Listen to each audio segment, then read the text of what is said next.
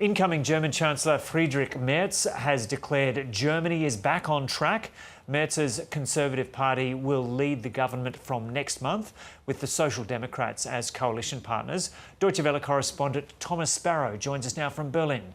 Thomas, g'day. So what will be the government's most pressing challenges once it gets into office? The most urgent challenges, and there doesn't seem to be any doubt about that, is foreign policy, or at least issues that are foreign policy related, specifically dealing with the United States under Donald Trump, and specifically, obviously, making sure that on the one hand, Germany and the European Union stand firm on their principles, but on the other hand, that they still manage to have a working relationship with the Trump administration.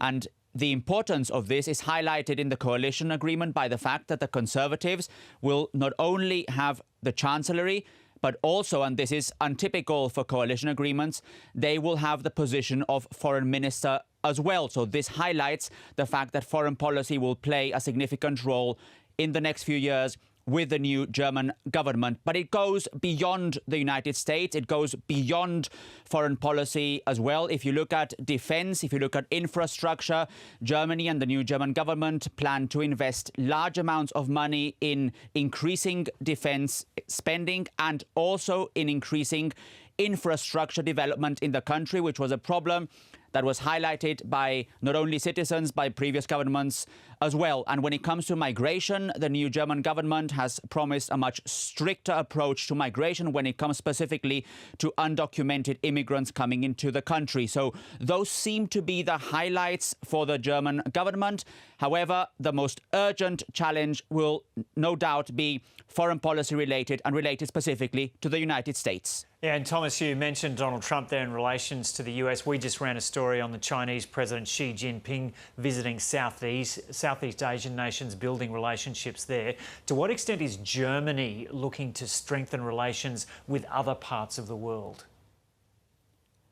Absolutely. Germany is indeed looking at strengthening relations with other parts of the world, politically, but also economically. Just to mention one concrete example, Australia is mentioned specifically in the coalition agreement as one country with which Germany would like to have deeper economic and political relations. India, another very concrete case. The German government, the new German government, clearly stating that it wants to deepen relations with India on all levels, but specifically when it comes to climate change and when it comes to international security. Then there's Africa and African countries. Also there, Germany wanting to strengthen political and economic ties, but also focusing specifically on problems in the Sahel, in the Horn of Africa, security challenges related to terrorism, also obviously migration, a big topic there. So from the coalition agreement, and the coalition agreement is 144 pages long, one thing that is absolutely clear is that Germany is indeed looking to strengthen relationships with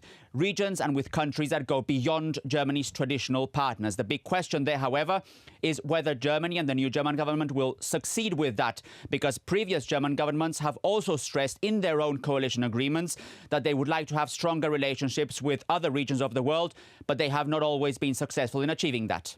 Did China get a mention at all?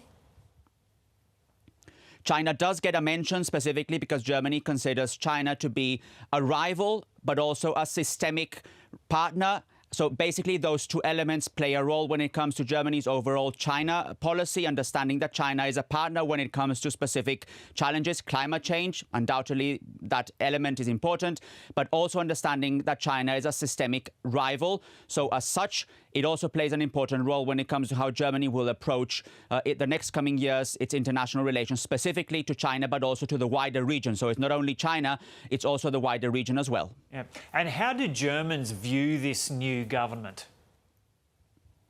With skepticism, I would summarize it like that. If you judge by what polls have revealed before the agreement was signed and also since the agreement was signed, on the one hand, Germans do view it positively that a coalition agreement was reached and that it was reached in short time. Previous coalition agreements have lasted much longer in actually being firmed up and signed. So in this case, it was rather fast.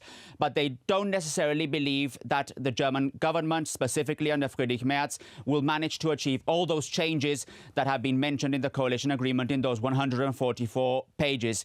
So a lot of Germans are actually waiting to see what the approach will be specifically, because that was something else that the German government stressed. All these measures will be subject to financing, and the German economy is not in a good state.